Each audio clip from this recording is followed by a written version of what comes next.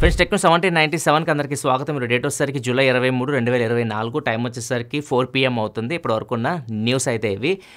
న్యూస్లోకి వెళ్ళే ముందు నేను నెక్స్ట్ 15 days మోస్ట్లీ ఎక్కువ ట్రావెలింగ్లో అయితే ఉంటాను. ఈ వీక్లో ఐక్యూ నుంచి ఒక ఈవెంట్ అయితే ఉంది. Z9S వీళ్ళు లాంచ్ చేస్తున్నారు కదా సిరీస్, దానికి సంబంధించి బ్రీఫింగ్ సెక్షన్ బాకులో జరుగుతుంది.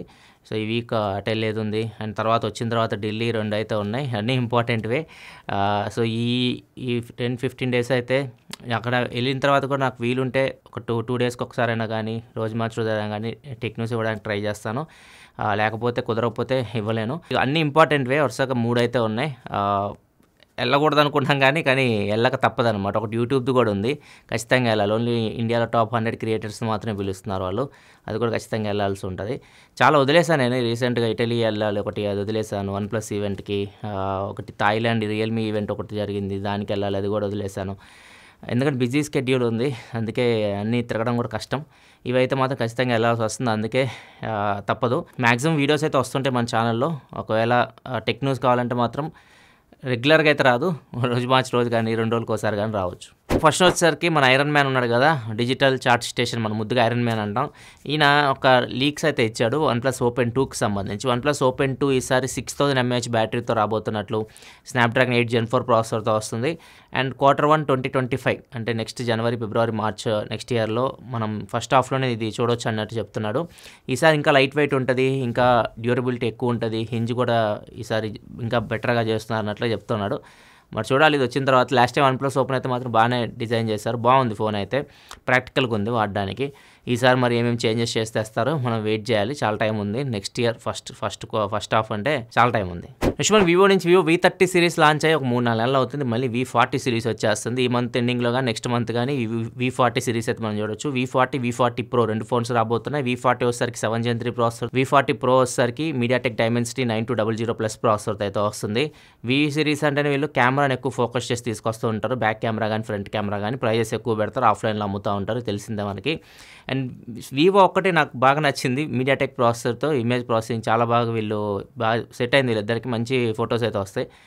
వివో X100 Pro చాలా బాగుంది ఫోన్. నాకు ఇయర్ రిలీజ్ అయిన ఫోన్స్లో కెమెరా పరంగా వివో X100 Pro చాలా బాగా అనిపించింది. ఇప్పుడు మళ్ళీ V40 Pro కూడా వీళ్ళు MediaTek ప్రాసెసర్ తీసుకొని వస్తున్నారు, చూడాలి ఎలా ఉంటుందో ఫోన్. నెక్స్ట్ న్యూస్లోకి వెళ్ళే ముందు కామెంట్ ఆఫ్ ది డే కూడా దీనికి సంబంధించి చందు అడుగుతున్నారు.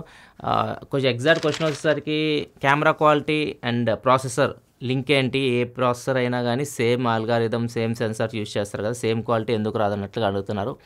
అన్ని సెన్సార్స్ యూస్ చేస్తారు కానీ సపరేట్ మీరు ఇంటర్నల్కి వెళ్ళి చూస్తే చాలా ఉంటాయి. కెమెరా ఓన్లీ మీకు సెన్సార్స్ ఇవే కాదు, మీకు ఈ నెక్స్ట్ 2 ఉంటాయి. హార్డ్వేర్ పరంగా ఉండాలి అండ్ సాఫ్ట్వేర్ పరంగా కూడా ఇంప్లిమెంటేషన్ 2 కరెక్ట్గా పనిచేస్తేనే మనం చూసే ఫోటో ఏదైతే ఉంది, ఇప్పుడు మీరు చూస్తున్నారు సేమ్ అది ఇమేజ్ ప్రాసెసింగ్ చేసి మీకు ఇలానే చూపించాలి. ఇలా కాకుండా నన్ను కొద్దిగా ఇంకా తెల్లగా చూపించడం కానీ, లేకపోతే ఇంకా నల్లగా చూపించడం కానీ, లేకపోతే ఇంకా అసలు మొత్తం కలర్స్ చేంజ్ చేయడం కానీ, టీషర్ట్ కలర్ కానీ, ఇవన్నీ ప్రాసెసర్లో ఉంటుంది. ప్రాసెసర్లో మీకు ISP ఉంటుంది, ఇమేజ్ సిగ్నల్ ప్రాసెసింగ్ అని చెప్పేసి. సో ఓవరాల్ మీకు సాఫ్ట్వేర్ కూడా వాళ్ళు ఏ UI యూస్ చేస్తున్నారు, ఏ ఫీచర్స్ ఇంప్లిమెంట్ చేస్తున్నారు, అవన్నీ కంప్లీట్గా వాళ్ళు వెనక బ్యాక్గ్రౌండ్ చాలా వర్క్ ఉంటుంది.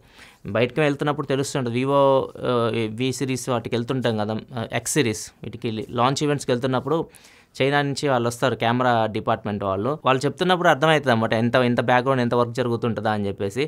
చాలా ఉంటాయి. రీసెంట్గా ఒప్పో టూర్కి వెళ్ళినప్పుడు కూడా మీరు చూడొచ్చు కెమెరా గురించి, మీకు ఆ వీడియోస్ చూస్తే అర్థమైపోతుంది కెమెరా గురించి వాళ్ళు ఎంత ఆలోచిస్తుంటారు, ఎన్ని సినారియోస్లో వాటిని టెస్ట్ చేస్తూ ఉంటారు, అవన్నీ మీరు అక్కడ ఆ వీడియోలో చూడొచ్చు.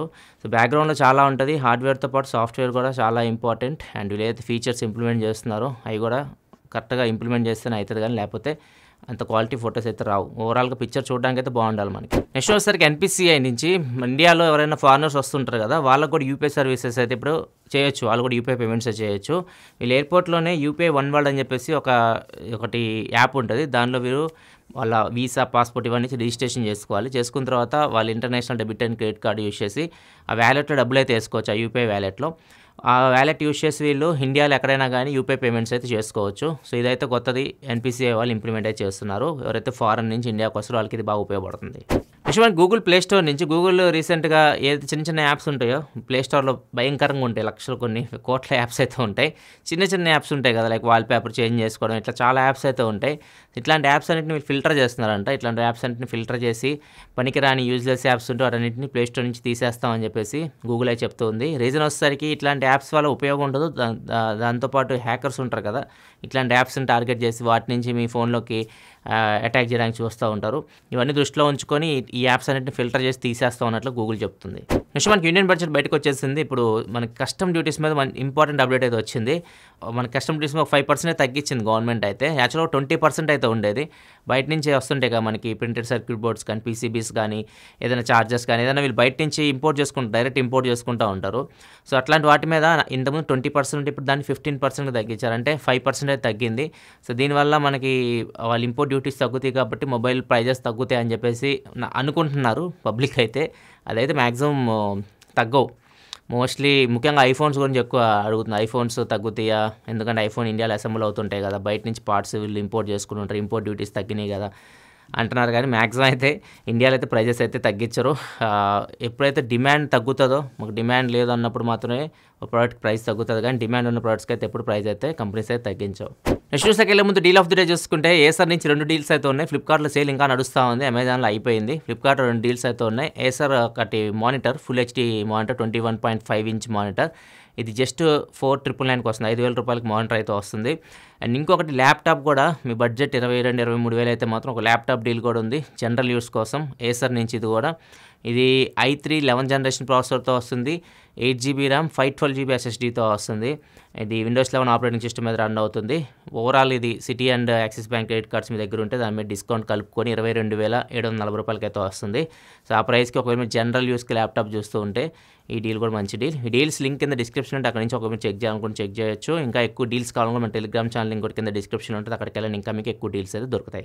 నెక్స్ట్ మనకి ఇన్ఫినిక్స్ 720 డిగ్రీ ఎన్ఎఫ్సీని అయితే ఇంప్లిమెంట్ చేయబోతుంది. ఫ్యూచర్లో వచ్చి ఇన్ఫినిక్స్ ఫోన్స్లో మనం దీన్ని చూడబోతున్నాము. మనం 360 డిగ్రీ ఎన్ఎఫ్సీ అయితే వినుంటాం. ఇది 720 డిగ్రీ, దీనికన్నా బెటర్ అన్నమాట. 200% మీకు కార్డ్ రీడింగ్ బెటర్ ఉంటుందని చెప్తున్నారు. మీరు కార్డు మీరు బాటంలో పెడితే నార్మల్గా 360 డిగ్రీ ఎన్ఎఫ్సీ అంటే ఒక ప్లేస్లో పెడితేనే మీకు అది యాక్టివేట్ అయ్యింది. 720 డిగ్రీ అంటే మీరు ఎక్కడ పెట్టినా కానీ కార్డ్ని అది యాక్టివేట్ అయ్యిద్ది అన్నట్లు ఇన్ఫినిక్స్ చెప్తుంది. అండ్ దాంతోపాటు సిగ్నల్ రేంజ్ కూడా వైడెస్ట్ ఉంటుంది, ఎక్కువ ఉంటుంది సిగ్నల్ రేంజ్ కూడా దీనిది. సో ఇట్లా దీన్ని ఇంప్లిమెంట్ చేస్తున్నారు. ఫ్యూచర్లో వచ్చి ఇన్ఫినిక్స్ ఫోన్స్లో అయితే మనం ఈ 720 డిగ్రీ ఎన్ఎఫ్సీ చూడబోతున్నాం. అండ్ నెక్స్ట్ న్యూస్ వచ్చేసరికి చాలామంది ఈ పబ్లిక్ ప్లేసెస్లో వాటర్ బాటిల్స్ అమ్ముతూ ఉంటారు. చూడడానికైతే మాత్రం బ్రాండెడ్ వాటర్ బాటిల్స్ లాగే ఉంటాయి అవి. ముఖ్యంగా అయితే బిస్లరీ ఎక్కువ మనం చూస్తూ ఉంటాం, రోడ్ల మీద అమ్ముతూ ఉంటారు. సో వీటిని కల్తీ చేస్తున్నారు. వీటిని ఒరిజినల్ బిస్లరీ కాకుండా మీకు నార్మల్ బాటిల్స్ అయితే ఇస్తున్నారు. దాని పేరు మార్చేస్తున్నారు అన్నమాట. బిస్లరీని బిల్సెర్రీ, బుస్లెరీ ఏదేదో పేర్లు పెట్టేసి అవి అమ్మేస్తున్నారు. మనకి పబ్లిక్ని యాక్చువల్గా అయితే చూడడానికి బిస్లరీ బాటిల్ లాగా ఉందని చెప్పేసి తీసేసి తాగేస్తున్నారు. సరే వాళ్ళు దానిలో ఏమన్నా ఫిల్టర్ వాటర్ యూస్ చేసినా, మంచి వాటర్ యూస్ చేసినా పర్లేదు. కొన్ని ప్లేసెస్లో అయితే ఇంకా దారుణంగా బోర్ వాటర్ యూస్ చేసి ఇచ్చేస్తున్నారు. దీనివల్ల చాలామంది సిక్ అవుతున్నారు. చాలా రిపోర్ట్స్ అయితే వస్తున్నాయి దీనికి సంబంధించి.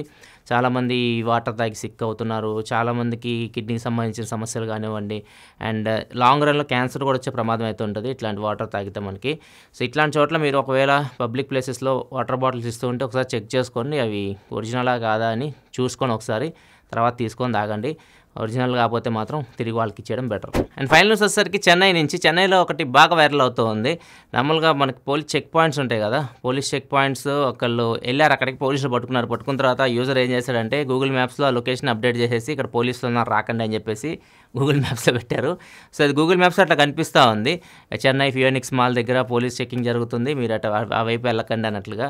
సో ఇది చాలా వైరల్ అయిపోయింది. చాలామంది ట్విట్టర్లో ఇది షేర్ చేసేసి చాలా వైరల్ చేశారు. కొన్ని లక్షల మంది చూశారు. ఏదైతే ఆయన పెట్టిన లొకేషన్ దాన్ని కొన్ని లక్షల మంది చూశారు.